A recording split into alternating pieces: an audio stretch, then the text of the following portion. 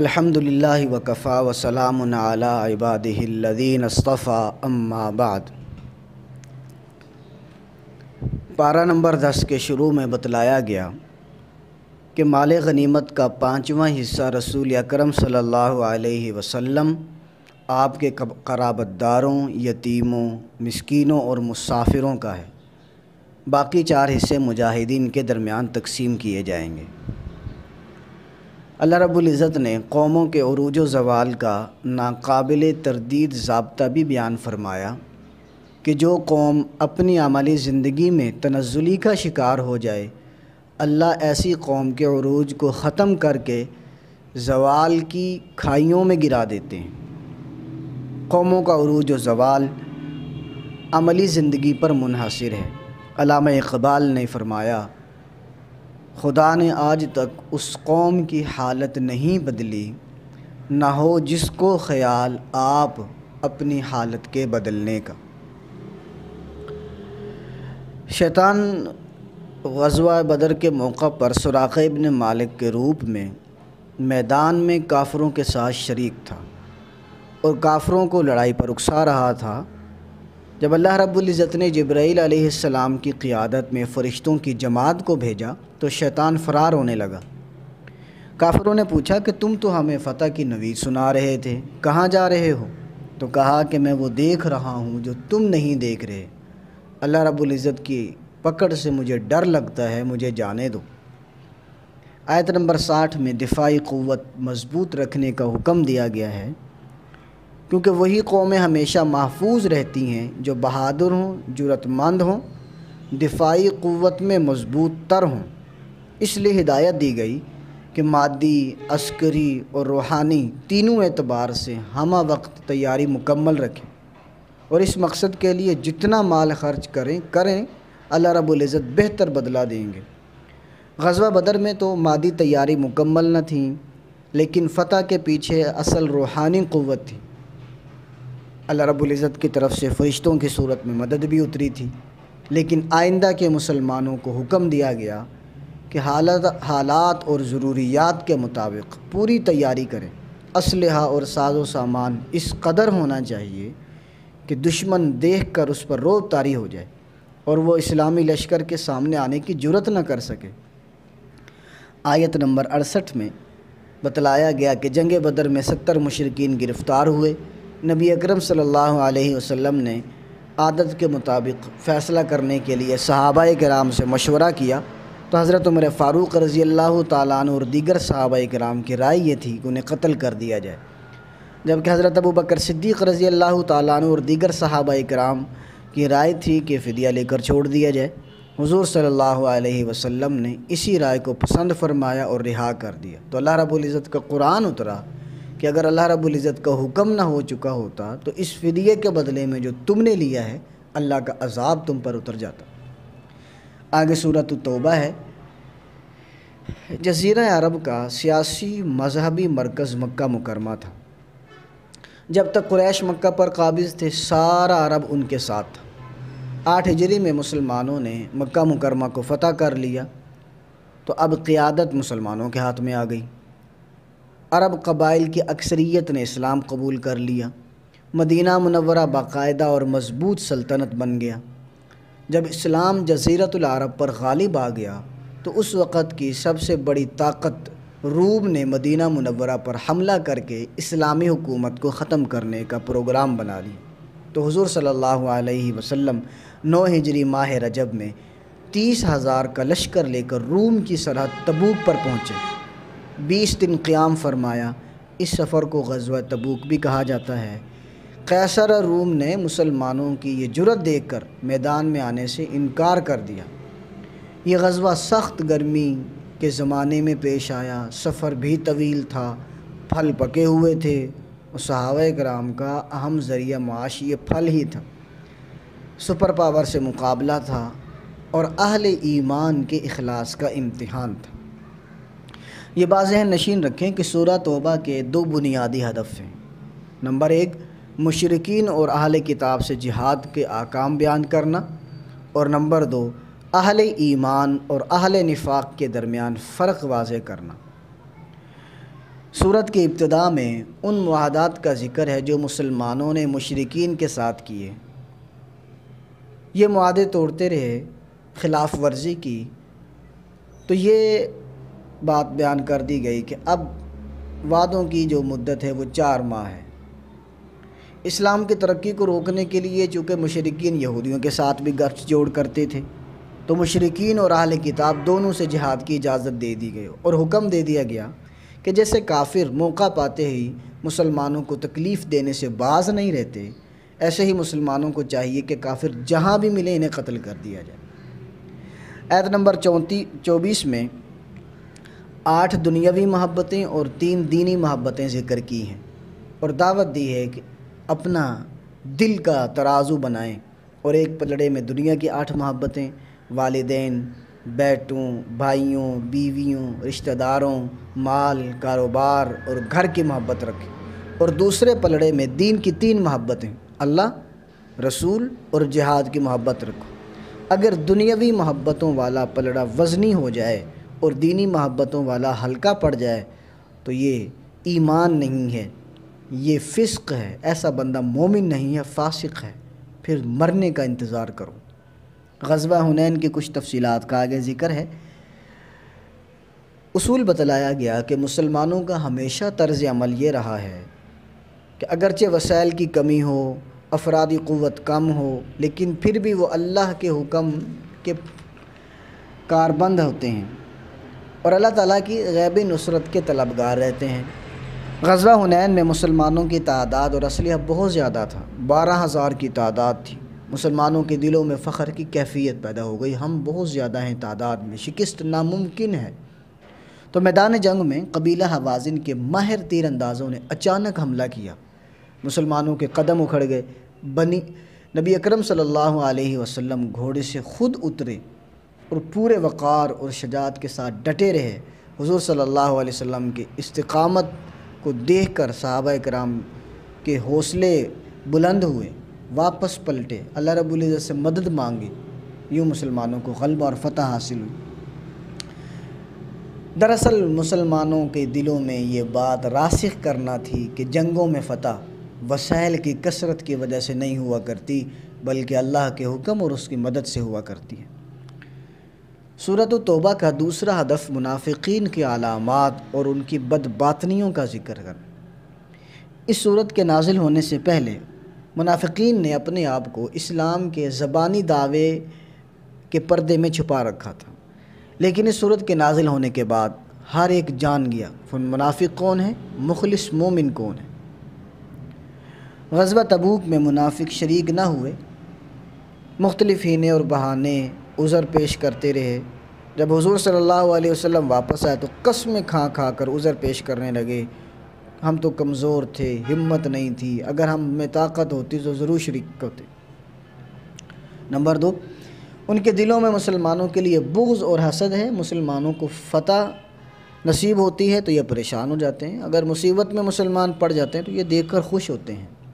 Number 3، ان کی نظر مال پر ہوتی ہے، اگر مل جائے تو خوش ہوتے ہیں اور اگر مال نہ ملے تو پھر نبی اکرم صلی اللہ علیہ وسلم پر بھی طعنہ زنی کرنے لگ جاتے ہیں۔ نمبر 4، حضور صلی اللہ علیہ وسلم ہر ایک کی بات سن لیتے تھے تو یہ کہتے تھے نعوذ باللہ من ذالک کہ یہ تو بھئی کانوں کے کچے ہیں۔ نمبر 5، انہیں ہر وقت ڈر لگا رہتا تھا کہ کہیں ہمارا راز ہی فاش نہ ہو جائے۔ نمبر 6، ایک دوسرے کو برائی کا حکم دیتے تھے، نیکی سے روکتے تھے، بخل کرنا ان کی نمایاں صفت تھی۔ نمبر 7، ان کے دل اللہ کی محبت، اللہ کے ذکر اور شکر سے بالکل خالی تھے۔ آیت 79 میں جنگ تبوک میں مسلمانوں کے معاشی حالات چونکہ نہایت تنگ تھے، رسول صلی اللہ علیہ وسلم نے چندہ کی اپیل کی تو صحابہ کرام کے گھر میں جو کچھ تھا لے کر حاضر ہو گئے۔ کچھ صحابہ جن کے پاس کچھ نہیں تھا، انہوں نے یہودیوں کہ ہاں مزدوری کر کے جو ملا آدھا حضور صلی اللہ علیہ وسلم کے سامنے پیش کیا، اور منافقین کی حالت یہ تھی کہ اگر کوئی صحابی زیادہ صدقہ لا رہا ہوتا تو کہتے بھئی تو ریاکاری کر رہا ہے، اور اگر کوئی تھوڑا سامان لاتا تو مذاق اڑاتے کہ تم اتنے سے سامان سے روم فتح کرو گے۔ تو اللہ رب العزت نے جواباً ارشاد فرمایا کہ کل قیامت کے دن پوری مخلوق کے سامنے ان منافقین کا مذاق اڑایا جائے گا اور انہیں جہنم کے دردناک عذاب کی طرف دھکیل دیا جائے گا۔ آیت نمبر 60 میں زکوٰۃ و خیرات کے 8 مستحقین کا ذکر ہے کہ زکوٰۃ و صدقات ہمیشہ انہی لوگوں میں سے کسی کو دینا چاہیے۔ فقیر، مسکین، زکوٰۃ وصولی کے ملازمین، مؤلفۃ القلوب، غلام آزاد کرانے کے لیے زکوٰۃ ادا کرنا، مقروض یا تاوان بھرنے والا، مجاہدین اور مسافر۔ آخر میں بتلایا گیا کہ منافقین کے بارے میں اللہ رب العزت نے یہاں تک فرمایا اگر ان منافقین میں سے کوئی مر جائے تو اس کا جنازہ بھی نہیں پڑھانا، کیونکہ اگر آپ 70 مرتبہ بھی ان کے لیے بخشش کی دعا کریں گے اللہ انہیں تب بھی معاف نہیں کرے گا۔ اللہ رب العزت سے دعا ہے کہ 10ویں پارے میں بیان کردہ واقعات کو پورے طور پر سمجھنے اور ان سے کامل نصیحت حاصل کرنے کی توفیق عطا فرمائے۔ غزوہ تبوک سے پیچھے رہنے والے 2 قسم کے لوگ تھے۔ نمبر 1 منافق، جو اس لیے شریک نہیں ہوئے کہ جنگ سپر پاور سے ہے اور ان کا خیال تھا کہ کوئی مسلمان بچ کر واپس نہیں آئے گا۔ نمبر 2 کچھ پکے اور سچے مسلمان جو سستی کی وجہ سے پیچھے رہ گئے، تو منافقین نے آ کر عذر پیش کر دیا تو اللہ رب العزت نے قرآن اتارا کہ تمہارے عذر کا کوئی اعتبار نہیں، آئندہ تمہارا کردار دیکھا جائے گا۔ اگر تمہاری یہی حالت رہی اور یہی کرتوت رہے تو اس کا مطلب ہے کہ تم جہاد سے باغی ہو اور منافق۔ آیت نمبر 100 میں صحابہ کرام کی تعریف کی گئی ہے۔ صحابی اس شخص کو کہتے ہیں جس نے اسلام قبول کیا، رسول صلی اللہ علیہ وسلم کے ہاتھ پر بیعت کی، پوری زندگی اسلام پر بسر کی اور اسلام پر ہی موت آئی۔ صحابہ کرام کے 3 گروہوں کا ذکر اس آیت میں ہے۔ نمبر 1 سب سے افضل مہاجرین جنہوں نے مشکل ترین حالات میں اسلام قبول کیا، دین کو بچانے کے لیے گھر بار چھوڑنا پڑا۔ نمبر 2 وہ جنہوں نے ہجرت کرنے والوں کو اپنے گھروں اور دلوں میں جگہ دی، ہر طرح سے ان کی مدد کی، انہیں انصار کہا جاتا ہے۔ نمبر 3 انصار و مہاجرین کے متبعین، ان سب کے لیے جنت کی دائمی کامیابیاں اور نعمتوں کا اللہ رب العزت کی طرف سے وعدہ ہے۔ آیت 102 تا 5 میں غزوہ تبوک سے پیچھے رہ جانے والے صحابہ کرام کی سزا کا ذکر ہے۔ یہ اسلام کا اصول ہے کہ جب مسلمانوں کا امیر جن لوگوں کو جنگ میں شرکت کا حکم دے ان پر جہاد میں شرکت کرنا فرض ہو جاتا ہے۔ غزوہ تبوک اس دور کی سپر پاور سے ایک جنگ تھی، اس لیے سب کو نکلنے کا حکم دیا۔ صحابہ کرام میں سے 9 لوگ تھے جو سستی کی وجہ سے شریک نہ ہو سکے، لیکن وہ نہایت ہی شرمندہ بھی تھے۔ 6 نے تو رسول اللہ صلی اللہ علیہ وسلم کی واپسی سے پہلے ہی اپنے آپ کو مسجد کے ستونوں سے باندھ لیا کہ ہم اللہ کے مجرم ہیں، اگر وہ معاف کرے گا تو ہمیں آزاد کر دے گا، وگرنہ ہم ایسے ہی بھوکے پیاسے مر جائیں گے۔ تو رسول اکرم صلی اللہ علیہ وسلم نے فرمایا کہ اللہ ہی ہے جو ان کے متعلق فیصلہ کرے گا۔ کچھ دنوں کے بعد اللہ رب العزت نے ان کی توبہ قبول کر لی۔ باقی 3 صحابہ کرام کعب بن مالک، مرارہ بن ربیع، حلال بن امیہ رضی اللہ عنہم، ان کا ذکر آیت 118 سے کہ نبی اکرم صلی اللہ علیہ وسلم کی خدمت میں حاضر ہو کر ان سب نے سچ بول دیا۔ انہیں سزا دی گئی کہ نبی اکرم صلی اللہ علیہ وسلم نے ان صحابہ سے سماجی بائیکاٹ کیا، 40 روز تک ان کے اہل خانہ کے علاوہ کوئی ان سے بات کرنے کو تیار نہیں تھا، یہاں تک کہ 40ویں روز پیغام ملا کہ بیویوں سے بھی علیحدگی اختیار کر لے۔ تو یہ صحابہ کرام اپنی کیفیت ذکر کرتے ہیں کہ زمین بہت وسیع ہے لیکن ہم پر تنگ ہو گئی۔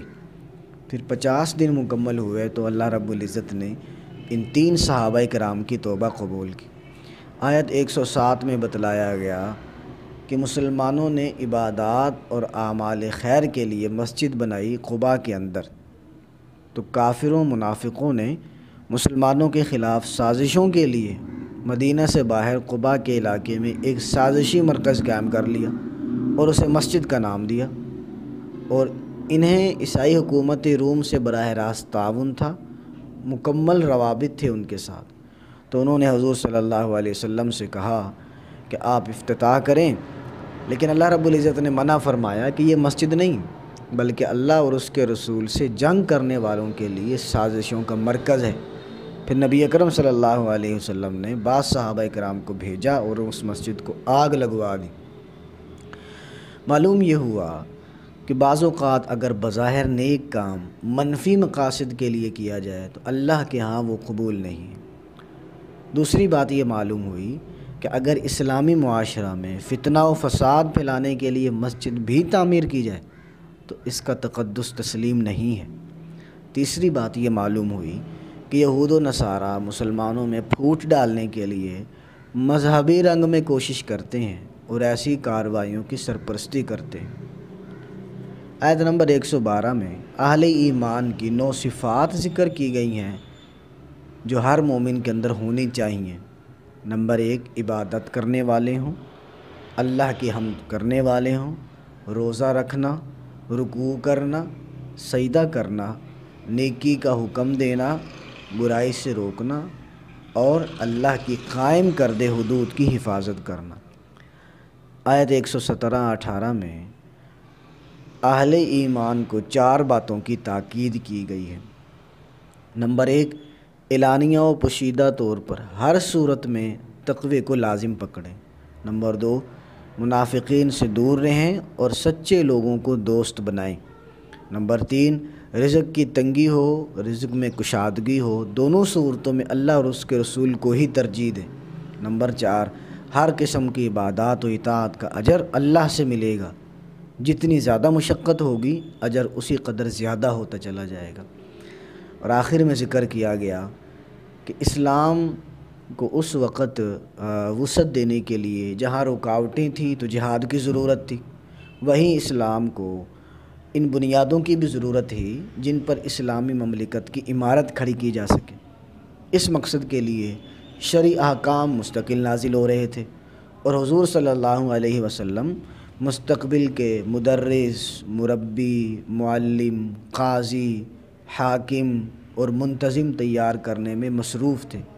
اس لیے حکم دیا گیا خاص طور پر کہ مسلمانوں کی ایک خاص تعداد کو مدینہ میں رہنا چاہیے اور دین کی سمجھ حاصل کرنی چاہیے تاکہ اسلامی مملکت کی عمارت مضبوط طریقے سے قائم ہو سکے۔ آگے سورہ یونس ہے۔ سورہ یونس کی آیت نمبر 12 میں ذکر کیا گیا کہ مشرکین قرآن کریم کو جھٹلاتے، مذاق اڑاتے اور کہتے کہ کچھ تبدیلیاں کر کے دوسرا قرآن لائیں۔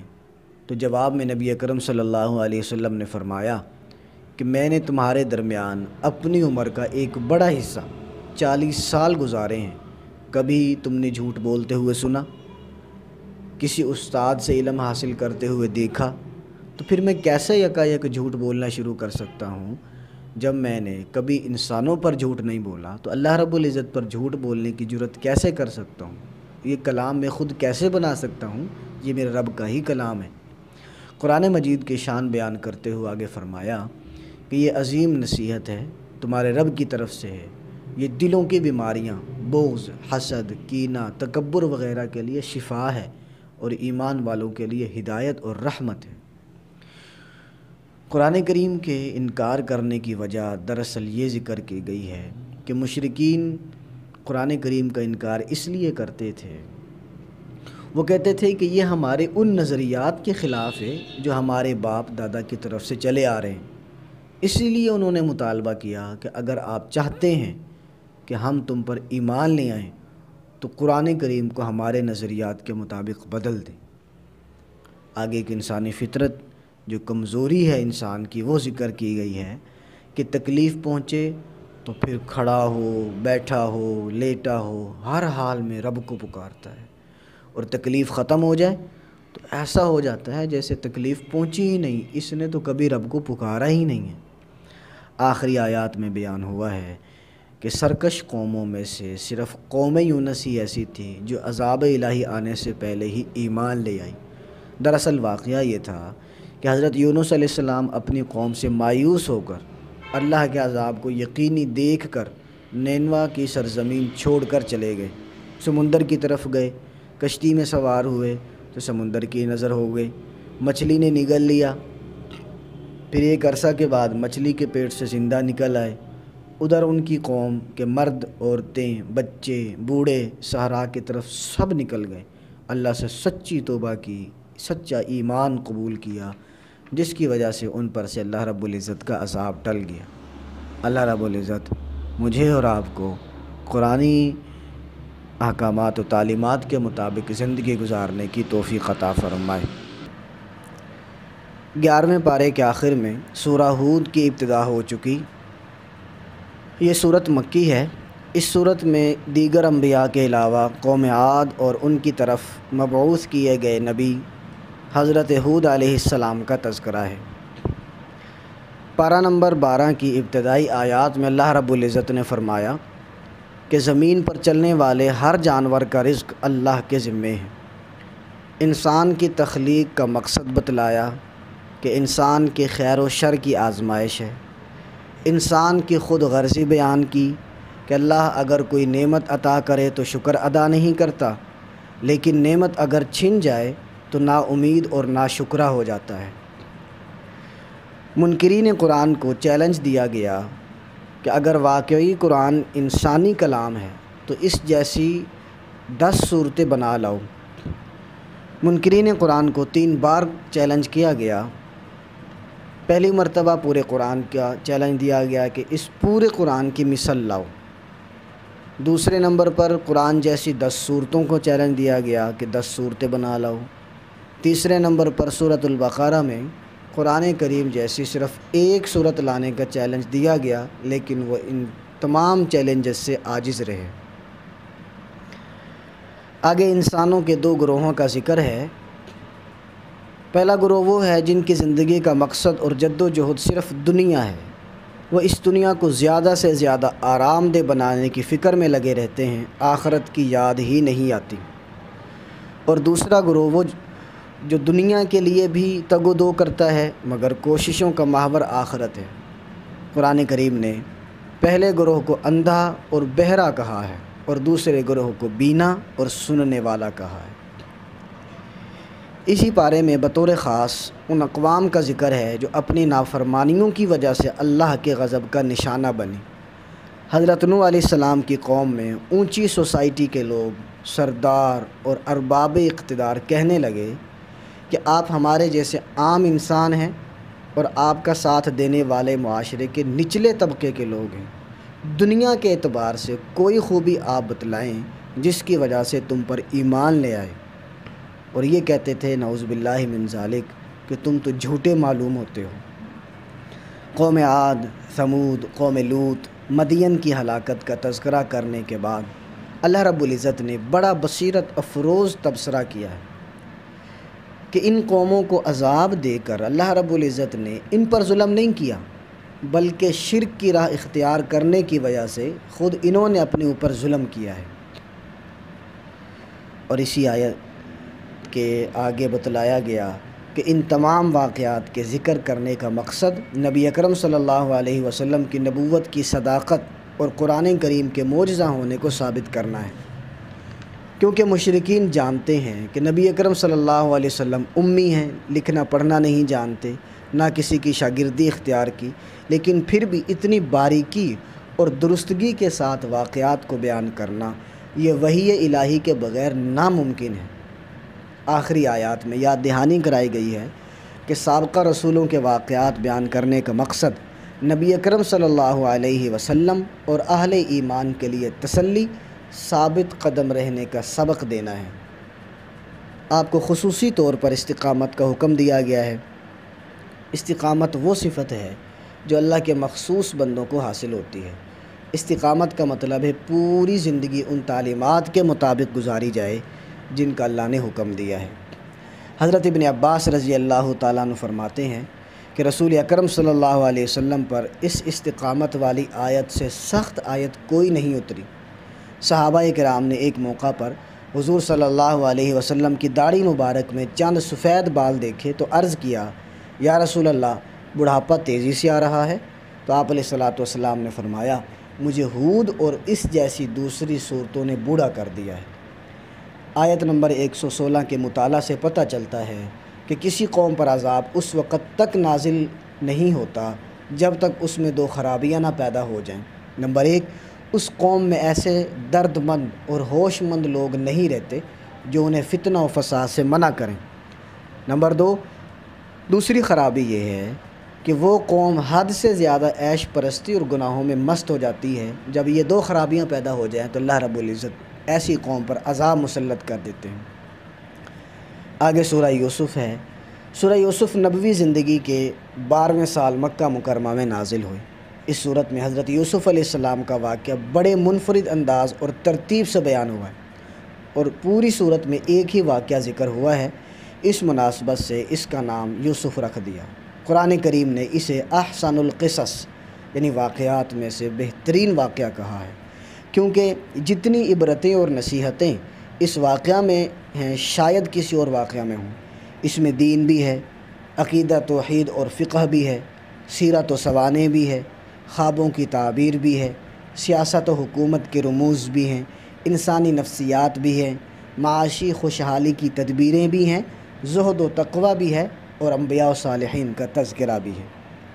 ایک بڑی خوبی اس قصہ کے ضمن میں تاجدار کائنات صلی اللہ علیہ وسلم اور آپ کے مخالفین کے زمانہ حال اور مستقبل کا پورا نقشہ کھینچ دیا گیا۔ یوسف علیہ السلام کی طرح ہمارے پیارے پیغمبر صلی اللہ علیہ وسلم کے ساتھ قریشی بھائیوں نے حسد کیا، قتل کے مشورے کیے، آپ کو مکہ مکرمہ چھوڑنا پڑا، 3 دن غار ثور میں روپوش رہے، ہجرت کر کے مدینہ پہنچے، وہاں تدریجی عروج حاصل ہوا، پہلی اسلامی مملکت کے سربراہ بن گئے، 8 ہجری میں مکہ فتح ہوا، قریشی بھائی شرمندہ ہوئے، سر جھکا لیا، تو حضور صلی اللہ علیہ وسلم نے فرمایا کہ تم سے آج وہی بات کہتا ہوں جو یوسف علیہ السلام نے اپنے بھائیوں سے کہی تھی کہ جاؤ تم آزاد ہو، آج تم سے کسی قسم کا کوئی بدلہ نہیں لیا جائے گا۔ آگے اسی پارے کے اختتام میں اور پھر اگلے پارے میں بھی یوسف علیہ السلام کا واقعہ تفصیل سے ذکر ہے، اجمالی طور پر اشارے کرتا ہوں۔ یوسف علیہ السلام نے خواب دیکھا کہ 11 ستارے اور چاند اور سورج ان کو سجدہ کر رہے ہیں۔ تعبیر یہ تھی کہ والدین اور بھائی ان کے سامنے جھکیں گے۔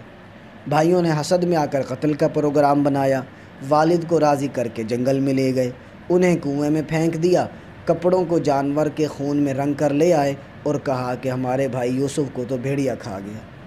تجارتی قافلے کا وہاں سے گزر ہوا، کنویں سے نکال کر وہ قافلہ مصر کے بازار میں یوسف علیہ السلام کو فروخت کر دیتا ہے۔ بادشاہ خرید لیتا ہے اور شاہ مصر کی بیوی نے خوبصورتی دیکھ کر زنا کی دعوت دی۔ یوسف علیہ السلام نے اپنی عفت و عصمت کی حفاظت کی، پھر اسی خاندان کے بچے نے بے گناہی کی شہادت دلوا کر رہا کروا دیا، لیکن بادشاہ کی عزت کو بچاتے ہوئے قاضیوں نے فیصلہ کر دیا اور جیل میں ڈال دیا گیا۔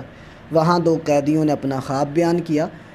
یوسف علیہ السلام نے تعبیر بتلائی کہ ایک دربار میں پہنچے گا، بادشاہ کو شراب پلائے گا، دوسرے کو بتلایا کہ تمہیں سولی پر لٹکا دیا جائے گا، تمہارا گوشت پرندے نوچ کر کھائیں گے، اور ایسا ہی ہوا۔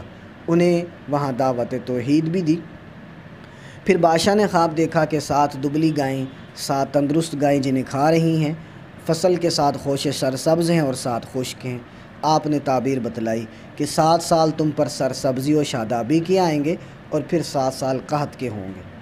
بادشاہ نے تعبیر سے متاثر ہو کر رہائی کا اعلان کر دیا، لیکن حضرت یوسف علیہ السلام نے مطالبہ کیا کہ پہلے میری براءت و پاک دامنی کا برسر پیکار اعلان کیا جائے، کیونکہ کل کو کوئی یہ کہہ سکتا ہے کہ معاذ اللہ آپ تو مجرم تھے، رحم کھا کر رہا کر دیا گیا ہے۔ پھر بادشاہ نے پاک دامنی کا اعلان کیا، اپنی کابینہ میں شامل کر لیا، خزانے، تجارت اور مملکت کا خود مختار بنا دیا۔ پھر ان کے بھائی ان کی خدمت میں حاضر ہوتے ہیں۔ آگے یہ دلچسپ واقعہ اگلے پارے میں ہے، اور اس میں کیا نصیحتیں اور کیا حکمتیں ہیں، وہ بہت ساری حکمتیں پوشیدہ ہیں۔ انشاءاللہ العزیز اگلے پارے میں وہ تفصیل سے ذکر کی جائیں گی۔ اللہ رب العزت سے دعا ہے کہ ہمیں واقعات قرآن سے سبق سیکھنے کی توفیق مرحمت فرمائے۔ 13ویں پارے میں 3 صورتیں بیان ہوئی ہیں: سورہ یوسف کا آخری حصہ، سورہ رعد اور سورہ ابراہیم۔ حضرت یوسف علیہ السلام کی زندگی کے 3 حصے ہیں۔ نمبر 1 اپنے گھر میں جو حصہ گزارا، نمبر 2 مصر میں غلامی کی حیثیت سے رہے، نمبر 3 مصر کے حکمران کی حیثیت سے۔ 13ویں پارے میں اسی تیسرے حصے کا ذکر ہے۔ پہلی آیت میں نفس امارہ کا ذکر ہے۔ انسان کے اندر 3 قسم کے نفسیاتی حصے ہیں۔ نمبر 1 نفس امارہ، جو انسان کو گناہوں اور برائی پر آمادہ کرتا ہے۔ نمبر 2 نفس لوامہ، اگر آدمی غلطی کرے تو اسے ملامت کرتا ہے۔ نمبر 3 نفس مطمئنہ، جو نیکی کرنے پر انسان کو خوشی اور دلی اطمینان دلاتا ہے۔ نفس امارہ کے متعلق بتانے کے 2 مقصد ہیں۔ نمبر 1 آدمی کو اس اپنے اندر بیٹھے ہوئے دشمن سے چوکنا رہنا چاہیے، کیونکہ اس کا وار بہت سخت ہوتا ہے۔ نمبر 2 نفس امارہ کے ہوتے ہوئے کسی بھی شخص کو خود کو پاک صاف نہیں سمجھنا چاہیے۔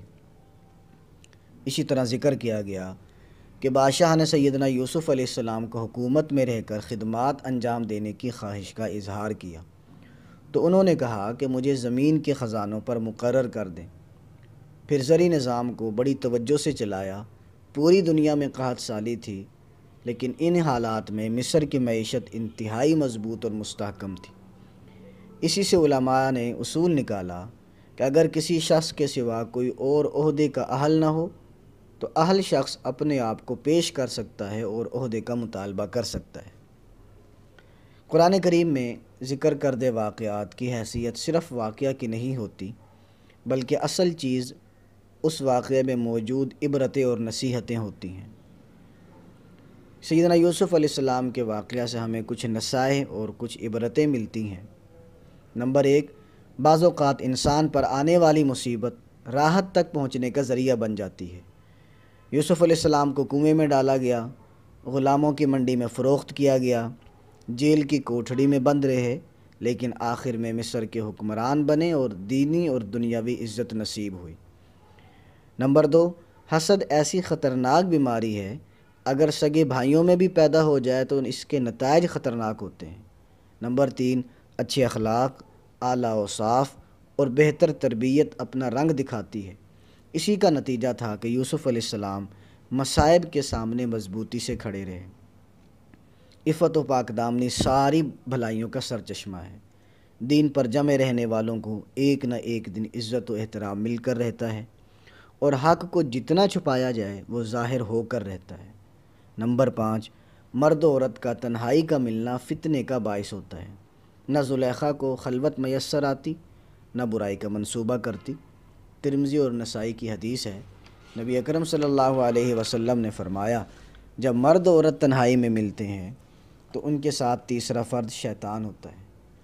نمبر 6 سچا داعی انتہائی مشکل حالات میں بھی دعوت کے فریضہ سے غافل نہیں ہوتا۔ جن 2 جوانوں کو جیل میں حضرت یوسف علیہ السلام نے خواب کی تعبیر بتلائی تو ان کو توحید کی دعوت بھی دی، انہوں نے متاثر ہو کر ایمان قبول کر لیا۔ نمبر 7 اللہ کسی کو تکلیف میں مبتلا کرنے کا ارادہ کر لے تو اس تقدیر کا فیصلہ کوئی نہیں ٹلا سکتا، اور اگر کسی کے ساتھ خیر و عزت کا فیصلہ کر لے تو اسے کوئی نہیں روک سکتا۔ آگے سورہ رعد ہے۔ اس صورت میں 3 بنیادی عقائد، عقیدہ توحید، عقیدہ رسالت اور عقیدہ آخرت کا ذکر ہے۔ سورت کی ابتدا میں اللہ کے وجود اور اس کی وحدانیت کے دلائل بیان کیے ہیں۔ آسمانوں، زمین، چاند و سورج، رات دن، پہاڑ، غلہ جات، مختلف ذائقوں اور خوشبوؤں والے پھل پیدا کرنے والا وہی ایک ہے۔ موت و زندگی، نفع و نقصان اس اکیلے کے ہاتھ میں ہے۔ اللہ رب العزت کے علم و قدرت کو بیان کرتے ہوئے فرمایا کہ ماں کے پیٹ میں کیا ہے اسے اللہ ہی جانتا ہے۔ سائنس کے ذریعے زیادہ سے زیادہ بچے کی جنس اور صحت کے بارے میں معلوم کیا جا سکتا ہے، لیکن نیکی و بدی، غریب ہوگا یا امیر ہوگا، علم و جہالت، زندگی کے کتنے سال ہوں گے، ان تمام باتوں کا علم اللہ کے علاوہ کسی کے پاس نہیں۔ مزید بتلایا کہ انسانی حفاظت کے لیے اللہ تعالیٰ نے فرشتوں کے ذریعہ سیکورٹی کا نظام بنا رکھا ہے۔ پھر بتلایا کہ اس عظیم کائنات کی ہر چیز اللہ تعالیٰ کو اپنا خالق و مالک مانتی ہے اور اسی کے سامنے سر بسجود کیے ہوئے ہے۔ مشرکین کے جھوٹے معبودان کی حالت بیان کرتے ہوئے فرمایا کہ جس طرح کوئی پیاسا پانی کے پاس کھڑا ہو کر پانی سے کہے میرے منہ میں آ جا، تو جس طرح پانی اس کی فریاد نہیں سن سکتا اور اس کے منہ میں جا کر اس کی پیاس نہیں بجھا سکتا، اسی طرح ان کے معبود ان کی فریاد نہیں سن سکتے اور نہ ان کے کام آ سکتے ہیں۔ مکہ مکرمہ میں حق و باطل کی کشمکش چل رہی تھی۔ اہل مکہ یہ سمجھ رہے تھے کہ آج نہیں تو کل ہم حق کو جڑ سے اکھاڑ پھینکیں گے، لیکن اللہ رب العزت نے ایک عام فہم مثال دے کر ان کے سامنے مستقبل کا نقشہ کھینچ دیا کہ باطل اور اہل باطل سیلاب کی جھاگ کی طرح ہیں، جو دیکھنے میں تو ہر چیز پر چھائی ہوتی ہے لیکن بالآخر سوکھ کر ختم ہو جاتی ہے۔ اسی طرح جب سونے کے زیورات کو صاف کرنے کے لیے بھٹی میں ڈالتے ہیں تو اس پر جھاگ اوپر آ جاتا ہے اور خالص سونا نیچے رہ جاتا ہے، جو انتہائی کم ہوتا ہے، نیچے ہونے کی وجہ سے نظر بھی نہیں آتا۔ اسی طرح حق تھوڑا ہوتا ہے، کفر کے شور میں اس کی آواز کم سنائی دیتی ہے، دنیا بھر میں باطل کی مادی جھاگ اٹھی ہوئی دکھائی دیتی ہے۔ یہ جھاگ خود بخود بیٹھ جائے گی، لیکن شرط یہ ہے کہ اس کے مقابلے میں حق کے سچے نمائندے کھڑے ہو جائیں۔ اہل تقوی اور حقیقی عقل مندوں کی 8 صفات ذکر کی گئیں۔ نمبر 1، اللہ کا عہد پورا کرتے ہیں۔